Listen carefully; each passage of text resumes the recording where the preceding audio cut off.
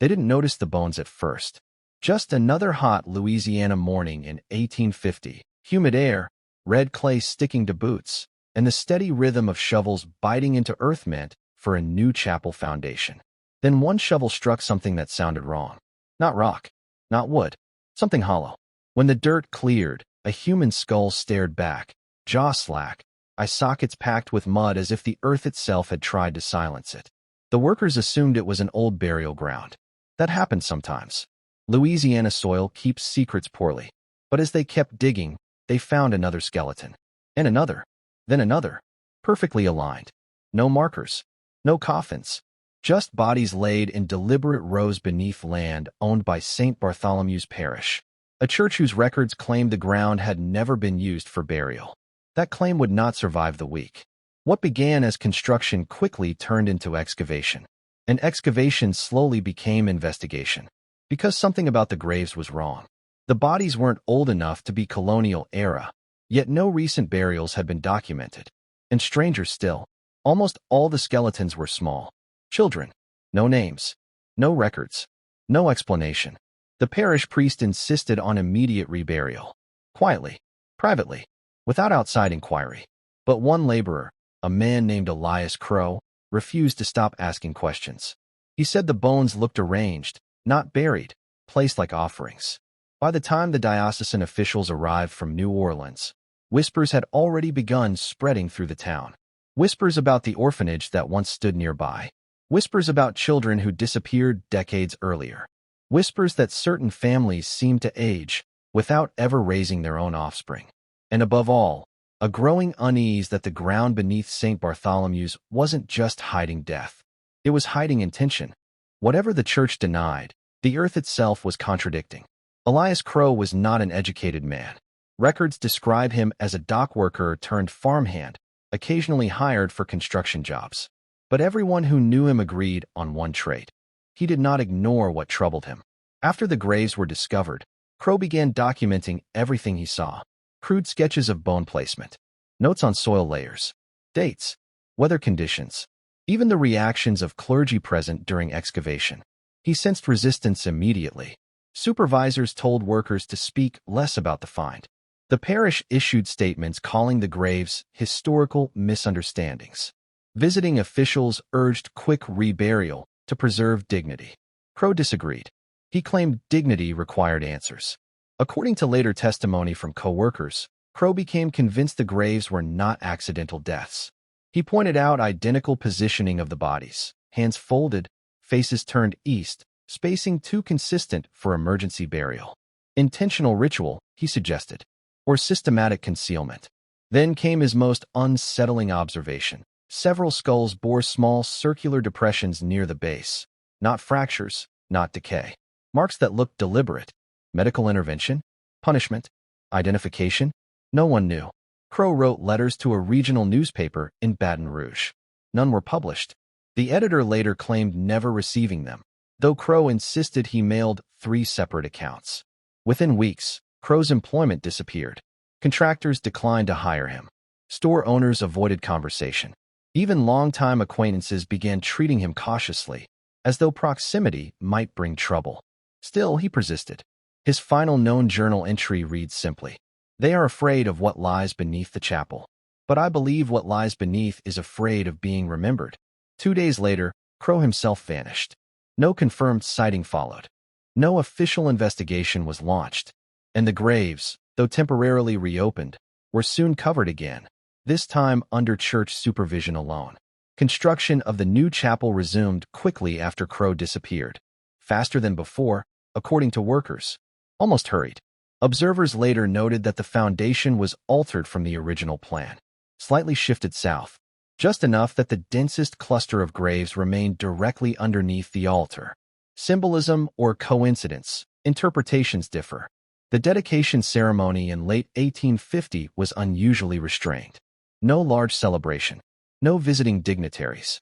Parish announcements framed it as a simple structural improvement rather than a major ecclesiastical event. But townspeople remembered something else, the atmosphere. Witness accounts decades later describe an oppressive quiet that day. Not reverent silence, uneasy silence. as if conversation itself might disturb whatever lay below. And some attendees claimed the priest's sermon avoided scripture almost entirely. Instead, he spoke about obedience, about forgetting what causes unrest, about how communities survive only when individuals resist curiosity. That theme would echo for generations. After the chapel opened, references to the graves faded from public discussion, not through official prohibition, but through gradual social pressure. Families discouraged children from asking. Teachers redirected conversation. Local newspapers simply stopped mentioning it. Institutional forgetting rarely requires formal orders. Often, it thrives on collective discomfort. Yet certain traces persisted. A few families quietly relocated within a year of the discovery. Parish attendance patterns shifted subtly, and oral traditions, passed carefully within households, continued describing the orphanage, the nighttime wagons, the silent children. Most unsettling of all were reports from later caretakers, occasional ground settling beneath the altar, as though cavities remained below. Those claims were never formally investigated. St. Bartholomew stood, outwardly ordinary, for decades afterward. But foundations built over unresolved truth seldom stay quiet forever. And by the early 20th century, someone would begin asking questions again. Questions that church, town, and history itself had spent half a century trying to bury. For nearly half a century after the graves were reburied beneath St. Bartholomew's Chapel, official history held steady. Nothing unusual had happened there. Parish records remained sparse. Baptisms, marriages, funerals, all routine. No mention of missing children. No reference to an orphanage. No acknowledgement of the excavation of 1850 beyond a single vague line about soil irregularities during construction. Yet silence has weight. And in the town surrounding St. Bartholomew's, that weight settled into everyday behavior. Older residents avoided walking near the chapel at dusk. Families discouraged children from playing on the northern side of the property. Stories circulated quietly. Strange dreams after attending services, livestock refusing to graze near the church boundary, occasional reports of faint singing heard late at night when no service was scheduled. None of these accounts were written down at the time. They existed only in conversation, fragile, easily dismissed, yet persistent. Generational memory became selective. Some descendants claimed ignorance. Others spoke cautiously, as though discussing inherited trauma they didn't fully understand. What had once been direct experience faded into suggestion, then rumor, then uneasy folklore. The most curious development came in property records from the 1880s. Several parcels near the former orphanage site changed ownership repeatedly in unusually short intervals. Buyers rarely stayed more than a year. Reasons given included unsuitable soil, health concerns, or simply personal relocation. Patterns like this rarely attract attention until viewed collectively. Individually, each move seemed ordinary. Together, they suggested discomfort people struggled to articulate. By 1900, St. Bartholomew's appeared historically unremarkable, another aging rural church with a quiet congregation. But beneath that normality lay an absence that itself raised questions. Communities usually preserve what matters to them. When an entire chapter disappears, it often means remembering it became inconvenient. And as the 20th century began, a new figure, educated, skeptical, and persistent, would begin examining precisely those inconvenient gaps. In 1907, a young historical archivist named Thomas Bellamy arrived in the region documenting early Louisiana parish histories. His work was methodical: collect baptismal records, cross-reference land deeds, map institutional growth. St. Bartholomew's initially seemed routine, until Bellamy noticed the statistical anomaly. Between 1832 and 1838, baptism records listed an unusually high number of children connected to the parish, far more than census data suggested lived in surrounding settlements. Then, abruptly, those entries stopped. No subsequent confirmations, marriages, or burial records followed for those same individuals. People rarely vanish so completely from documentation unless records are lost or deliberately altered. Bellamy began requesting access to deeper diocesan archives. Permission came slowly. Some files arrived partially damaged. Others appeared reorganized without explanation. Several reference documents were simply unavailable. Still, he persisted. Local reactions mirrored those Elias Crow had encountered decades earlier. Polite avoidance, vague discouragement, occasional warnings framed as friendly advice. Some things are best left to rest. Bellamy ignored them. His personal notes, preserved by distant relatives, describe growing unease. He wrote of sensing structural omissions, not missing data by accident, but systematic thinning of institutional memory. Then he discovered Margaret Laveau's journal fragment, preserved accidentally among unrelated textile invoices. Its references to silent children and closed services aligned disturbingly with the statistical gap he'd identified. Bellamy prepared a preliminary paper suggesting an undocumented parish orphan program in the 1830s. It was cautious, heavily footnoted, and avoided accusations. The paper was never presented. Correspondence indicates the sponsoring historical society abruptly withdrew funding. Bellamy's travel stipends ceased. Within months, he relocated north to take unrelated clerical work. His research materials were reportedly lost during the move. Officially, Bellamy abandoned the project. Unofficially, his final surviving letter to a colleague reads, "Records resist me here, not through absence, but through intent. Something was organized, then carefully unorganized. Institutions may suppress records, but families often preserve memory differently, through stories, habits, warnings." By the early 20th century, several long-established families in the St. Bartholomew's area still shared private narratives about the 1830s. These accounts were rarely identical, yet recurring elements emerged. Children arriving from distant towns, strict behavioral rules enforced by church supervisors, nighttime gatherings described ambiguously as instruction or devotion, and, most consistently, children who disappeared without formal explanation. Some families believed the orphanage served legitimate charitable purposes initially, but became something else over time. Others suspected external influence, visiting clergy, traveling benefactors, or unknown patrons whose names never entered local records. One elderly resident interviewed decades later offered a particularly stark recollection passed down from her grandmother. They said the children were being prepared. No one explained for what, only that obedience was salvation. Psychological impact lingered even among descendants with no direct experience. Certain surnames avoided church involvement altogether. Others remained intensely loyal, as if departure might carry consequences. Such patterns reflect complex communal trauma, fear mixed with dependency, skepticism intertwined with inherited reverence. No single account provided proof, but collectively, they formed a mosaic difficult to ignore, especially because they aligned with physical evidence, the graves themselves. Yet without surviving documentation or living witnesses from the original period, definitive conclusions remained elusive. History sometimes leaves investigators suspended between evidence and absence, forced to interpret silence as carefully as speech. And then, unexpectedly, physical evidence surfaced again. Not bones this time. Paper. In 1919, routine repairs inside St. Bartholomew's Chapel uncovered something unexpected beneath loose floorboards in a storage alcove, a leather-bound ledger, partially warped by humidity, but still legible. Its discovery wasn't widely publicized. Initial reports suggest church officials intended private examination first, but a carpenter involved in the repair quietly described the find to a local teacher, and word spread before containment was possible. The ledger contained lists of names, dozens of them, mostly children. Ages estimated. Occasional health notes. Sparse annotations such as transferred, completed instruction, or simply resolved. Dates clustered heavily between 1833 and 1837. Crucially, many names matched those Thomas Bellamy had identified years earlier in baptism records with no subsequent documentation. This was the first tangible link between statistical anomaly, oral tradition, and physical graves.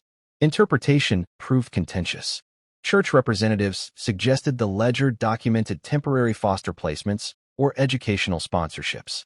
Skeptics pointed out the absence of receiving families, locations, or follow-up records.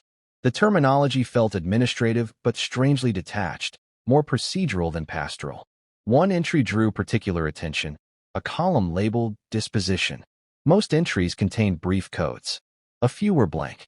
Several used a recurring symbol resembling a small cross enclosed in a circle. No explanatory key accompanied the ledger. Within weeks, diocesan authorities transferred the document to a regional archive for preservation. Public access became restricted pending proper conservation. Researchers who later requested it were informed it was undergoing restoration indefinitely. The carpenter who discovered it reportedly declined further interviews. The teacher who first spread word moved away the following year. Once again, evidence surfaced, then receded into institutional custody. And once again, questions outnumbered answers. But by now, a pattern was unmistakable. Whenever inquiry approached clarity, something intervened, quietly, effectively, leaving just enough trace to keep uncertainty alive. By 1931, St. Bartholomew's had settled into what appeared to be permanent obscurity. The chapel still stood, congregation modest but stable, the old excavation remembered only in fragments. Most assumed the mystery would fade completely with time. Then Daniel Whitaker arrived. Whitaker was not a priest, not a historian funded by institutions, and not tied to the parish. He was an independent researcher documenting undocumented burial sites across the American South, a project sparked by family history rather than academia. His younger sister, according to his letters, had once lived briefly in a church-run orphan program elsewhere. Her later psychological struggles led him to investigate similar institutions. St. Bartholomew's caught his attention because of inconsistencies, early baptism spikes, land use anomalies, and rumors of unmarked graves. Unlike Thomas Bellamy decades earlier, Whitaker approached from outside ecclesiastical channels. He interviewed residents privately, cross-checked land deeds, and mapped structural changes to the chapel property over time. His findings were cautious but unsettling.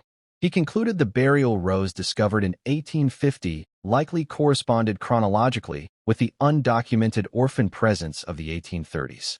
Soil settlement patterns suggested additional graves might remain beyond the original excavation zone. And architectural changes made shortly after 1850 seemed designed to stabilize, or conceal, disturbed ground. Whitaker never publicly accused the church of wrongdoing, but his language implied deliberate omission. More concerning were his personal reflections. Letters to his brother describe recurring tension during interviews. Some townspeople spoke openly at first, then requested their comments be withdrawn. Others expressed fear not of consequences, but of memory itself. They don't want confirmation, he wrote. They want ambiguity. Certainty feels dangerous to them. By late 1932, Whitaker prepared a comprehensive manuscript. Its working title, Silent Foundations, Institutional Memory and Rural Burial Anomalies. The manuscript was never published. And soon, Whitaker himself would join the long list of individuals whose investigations simply stopped. Whitaker's final confirmed activity occurred in February 1933, when he mailed draft chapters of his manuscript to a small historical press in Mississippi. Surviving correspondence from the publisher indicates initial interest. They requested revisions, additional sourcing, and permission to reproduce select maps. Then communication ceased. Publisher records show multiple unanswered letters. A telegram sent later that spring received no reply. Eventually, the press closed the file, assuming Whitaker had abandoned the project. But his family insisted otherwise. According to relatives, Whitaker remained intensely committed to completing the research. He spoke of approaching clarity, of evidence that would connect burial records, oral histories, and the mysterious ledger found in 1919. His brother reported their last conversation included this remark: "If the ledger still exists, it explains everything. If it doesn't, that absence explains even more." Shortly afterward, Whitaker traveled south again. No confirmed documentation records his activities after that trip began. He did not return home. Unlike Elias Crow in 1850, Whitaker's disappearance generated modest official inquiry, largely because of family insistence. Authorities concluded he likely relocated voluntarily. No evidence of crime surfaced. Case closed quietly. Yet his personal belongings left behind tell a different story. Notes organized chronologically. Maps marked carefully. Travel tickets purchased only one way south, but no onward reservations elsewhere. And notably, a final notebook entry reading: "Records are thinning again. Familiar pattern. Someone maintains the gaps." No manuscript draft has ever resurfaced. Shortly after Whitaker's disappearance, St. Bartholomew's Chapel underwent another renovation. Officially, it addressed termite damage and foundation settling, common issues in Louisiana's humid climate. But architectural analysis conducted decades later raised questions. Blueprint comparisons show subtle yet significant alterations. Reinforcement beams added beneath the altar, additional stone fill introduced below the floor, and drainage modifications inconsistent with standard termite repair practices. Such changes suggested ground stabilization on a larger scale. Yet parish records describing the renovation remain minimal. Contractor names appear incomplete. Material invoices list quantities exceeding stated repair scope. Most curious is the absence of photographs. By the 1930s, renovation documentation typically included at least basic visual records. None have surfaced for this project. Residents later recalled the construction period as unusually restricted. Temporary fencing limited visibility. Workers reportedly signed confidentiality agreements, uncommon for routine structural maintenance at the time. Again, nothing individually proves wrongdoing, but patterns accumulate. Whenever inquiry intensified, 1850 excavation, Bellamy's archival work, Whitaker's research, structural modifications, or record adjustments seemed to follow. Institutional response appeared consistent. Stabilize physically, simplify documentation, encourage collective forgetting. And while the chapel remained open for worship, certain areas stayed permanently inaccessible to the public after 1933. Official explanation, storage and maintenance safety. Unofficial interpretation varied. Some saw practical caution. Others saw architectural concealment. Either way, the ground beneath St. Bartholomew's remained unexamined again for the rest of the decade. By the late 1930s, the story of the unmarked graves had transformed. What began as a documented excavation gradually evolved into regional folklore, retold with variations, stripped of specifics, softened by time. Younger generations heard fragments rather than facts, a sad orphan story, a construction accident, or simply a vague sense that the church grounds held difficult history. This transformation is psychologically familiar. Communities often convert unresolved trauma into legend because legend feels safer than investigation. Yet traces of the original unease persisted. Attendance records suggest fluctuating congregation size without clear demographic explanation. Property values near the chapel remained slightly depressed compared to similar rural parcels. Oral interviews conducted much later captured recurring language: heaviness, uneasiness, reluctance without identifiable cause. The ledger discovered in 1919 was seldom mentioned publicly now. Whitaker's research faded almost entirely from awareness. Bellamy's archival questions survived only in scattered academic footnotes. Institutional continuity remained intact. The church functioned. The town adapted. Life proceeded. But absence lingered. Not dramatic, not overt, simply persistent. And sometimes absence itself becomes the most powerful evidence. Not of specific events, but of sustained effort to prevent those events from settling clearly into history. By 1940, St. Bartholomew stood as many old American rural churches did: weathered wood, steady congregation, modest local importance. Few passing visitors would suspect that beneath its foundation lay one of the most systematically obscured episodes in regional memory. Fewer still would guess that the final phase of the story, the part closest to modern record-keeping, was about to begin. And that phase would introduce something even harder to dismiss than rumor or oral history: documentation. By the early 1940s, global events overshadowed local mysteries. World War II reshaped priorities across America, and small-town historical questions slipped further into the background. St. Bartholomew's functioned as many rural churches did during wartime: prayer services, ration drives, quiet community support. Then, in 1944, a letter arrived at the parish office. Its sender identified herself only as a former resident. The handwriting suggested age, the phrasing suggested hesitation, but the content was direct. She claimed to have lived in the orphan residence connected to the parish during the mid-1830s. She wrote of strict routines, unfamiliar adults conducting nighttime instruction, and a sudden dispersal of children in 1837. Most significantly, she referenced burial activity, Not funerals, but nighttime digging. No accusations. No dramatic claims. Just recollections framed cautiously, as if memory itself felt uncertain. The letter requested confirmation of whether any records still existed. It asked, simply, whether what she remembered had been real. Parish leadership acknowledged receiving correspondence, but never publicly released the full text. Later summaries described it as confused reminiscence. Yet the existence of the letter alone altered the narrative. Until then, direct first-person testimony from the 1830s had been absent. Now, at least one individual claimed lived experience. Attempts to locate the writer afterward failed. Return address incomplete. No follow-up letters recorded. Whether the account was accurate, mistaken, or influenced by decades of rumor remains unclear. But psychologically, its impact was significant. It reintroduced immediacy to what had become distant folklore. For some residents, the mystery regained weight. For others, it reinforced the desire to let the past remain indistinct. Either way, St. Bartholomew's history was no longer safely buried in the 19th century. It had crossed into living memory.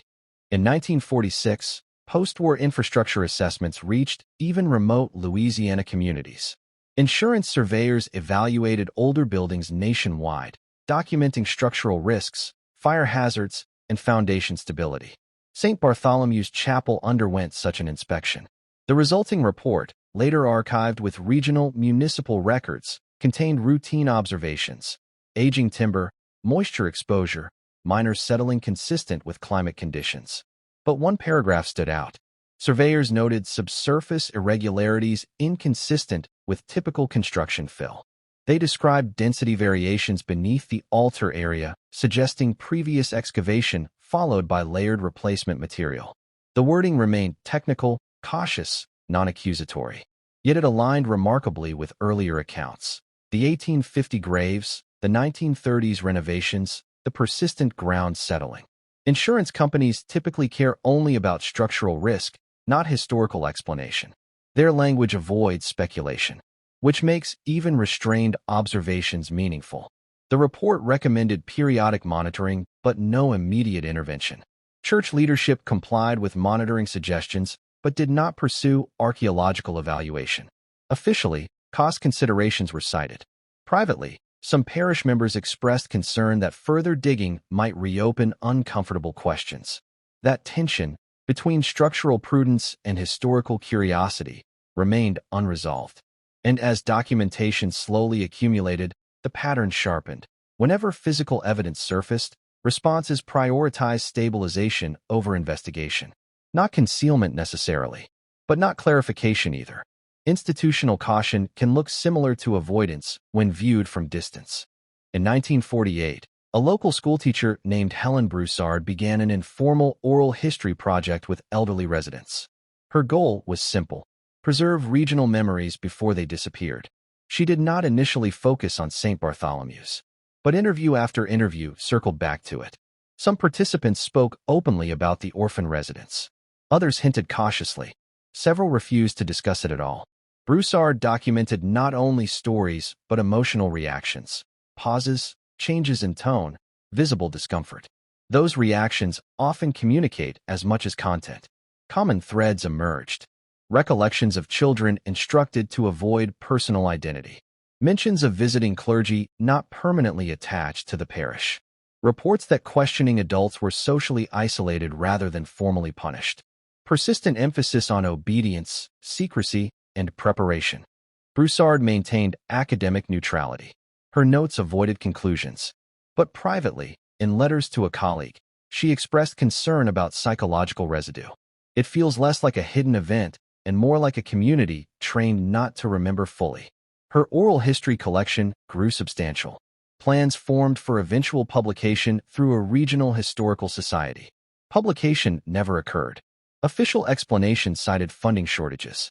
Broussard accepted a teaching position elsewhere soon after. Fortunately, copies of her transcripts survived in private family collections. Decades later, historians would consider them among the most nuanced sources available, not because they solved the mystery, but because they captured how memory behaves under sustained pressure. And those transcripts reinforced a consistent conclusion. Something significant happened at St. Bartholomew's in the 1830s. The graves confirmed loss. The records confirmed omission. The memories confirmed emotional impact. But definitive explanation remained just beyond reach. By 1950, documentation regarding St. Bartholomew's reached what historians sometimes call a threshold moment, the point where modern record-keeping practices begin making complete disappearance of information increasingly difficult. That year, diocesan administrative restructuring required standardized reporting from all parishes. St. Bartholomew's submitted compliance paperwork like hundreds of others. One entry, however, proved unexpectedly revealing. Under historical notes, a brief line appeared.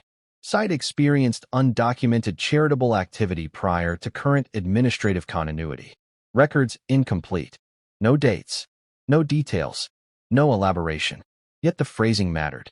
For the first time, institutional documentation acknowledged earlier activity not fully recorded. Not denied. Not explained. Simply noted as incomplete. That subtle shift represented something significant psychologically. Absolute denial gave way to cautious ambiguity. Historians often recognize this stage as transitional, when institutions begin allowing partial acknowledgement without full disclosure. After 1950, references to the graves, orphan residents, and related inquiries never fully disappeared again. They remained peripheral, occasionally resurfacing in academic studies, regional histories, or family narratives. But the intense suppression phase seemed to ease. Whether due to changing leadership, generational turnover, or broader societal shifts toward transparency remains uncertain. St. Bartholomew's still stands today. Services continue. The chapel appears outwardly ordinary. Yet beneath its altar rests ground that has absorbed nearly 2 centuries of questions.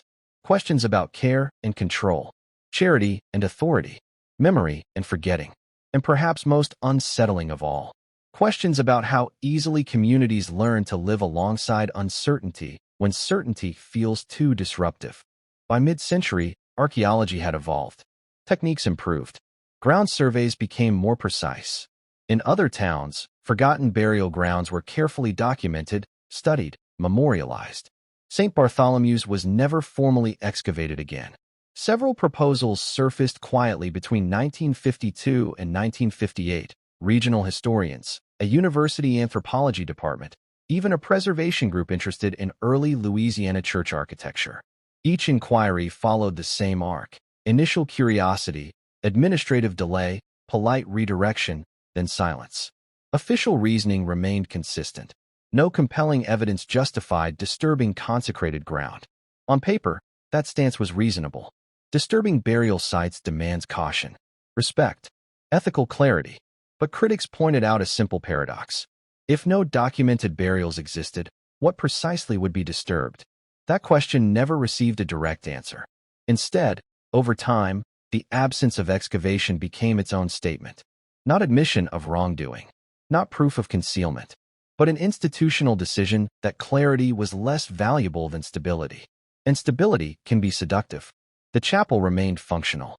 The congregation endured. The town grew modestly. Economic concerns replaced historical ones. Children born in the 1950s heard only fragments of what once stirred unease. Yet beneath the floorboards, beneath reinforced beams added in the 1930s, beneath the altar positioned deliberately over earth once reopened in 1850, the rows remained, undocumented, unexplained, uncounted in any official ledger that survived, and perhaps most unsettling, largely unvisited by public memory. Without direct confession, without surviving manuscript, without open excavation, certainty remains impossible. But patterns can still be studied. First, a surge of undocumented children in parish records during the 1830s. Second, oral testimony describing structured, secretive instruction. Third, sudden disappearance of those children from documentation. Fourth, discovery of aligned, unmarked graves precisely in the area described. Fifth, repeated institutional resistance to sustained investigation across generations. None alone prove malicious intent, but together they suggest organized activity followed by organized forgetting. Some historians interpret the events as a failed charitable initiative during a period of disease outbreak. Perhaps illness spread among orphan children, leading to discreet burial to prevent panic. Others speculate about rigid doctrinal practices now viewed as psychologically harmful but not criminal. A minority propose darker possibilities involving coercive discipline or experimental spiritual instruction. What remains consistent across interpretations is this: transparency was not prioritized. And when transparency yields to authority, trauma often lingers long after records fade. The story of St. Bartholomew's may not hinge on a single dramatic revelation. Instead, its power lies in something more unsettling: the demonstration of how institutions, even those founded on moral guidance, can manage memory as carefully as they manage property. Silence becomes policy, ambiguity becomes shield, and generations inherit questions without inheriting answers. Communities do not require confirmed horror to experience collective unease. Suggestion alone can shape behavior for decades. Interviews conducted in the late 20th century revealed subtle but persistent psychological echoes around St. Bartholomew's. Residents described instinctive discomfort walking alone near the altar steps. Longtime parishioners admitted avoiding discussions about early church history. Some families who once distanced themselves gradually returned, yet retained an unspoken boundary around certain topics. These are not signs of superstition. They are signs of unresolved narrative. Human beings seek coherence. When coherence is denied, we compensate through myth, avoidance, loyalty, or selective skepticism. St. Bartholomew's became an example not of proven atrocity, but of sustained ambiguity. And ambiguity, when prolonged across generations, can be more destabilizing than confirmed truth. Because confirmed truth, even painful truth, allows grief to settle. Ambiguity keeps grief suspended. It leaves space for speculation, distrust, and the haunting possibility that something essential remains hidden, not because it was impossible to uncover, but because uncovering it would have disrupted too much. Today, the chapel still stands under Louisiana's humid sky. Its wooden beams creak with age. Sunlight filters through modest stained glass. Parish life continues with ordinary rhythms: weddings, funerals, seasonal hymns. Visitors would see nothing unusual. Yet beneath the altar, earth once opened still holds its arrangement. Rows placed deliberately. Children whose names appeared briefly in records, then vanished. A ledger that surfaced, then receded. Researchers who questioned patterns, then disappeared from the narrative. And a community that chose stability over excavation. The most haunting aspect of St. Bartholomew's is not confirmed cruelty. It is the disciplined management of uncertainty. The understanding, learned early, reinforced often, that some foundations must not be disturbed. Whether the graves represent epidemic tragedy, institutional failure, or something more troubling may never be conclusively known. But the historical lesson endures. When authority curates memory, history thins. When records align too neatly after irregularity, scrutiny fades. And when entire generations learn to look away in unison, the earth keeps what we refuse to name. The workers in 1850 struck bone with a shovel and expected explanation. Instead, they uncovered a pattern. And patterns, unlike bones, do not decay. They wait.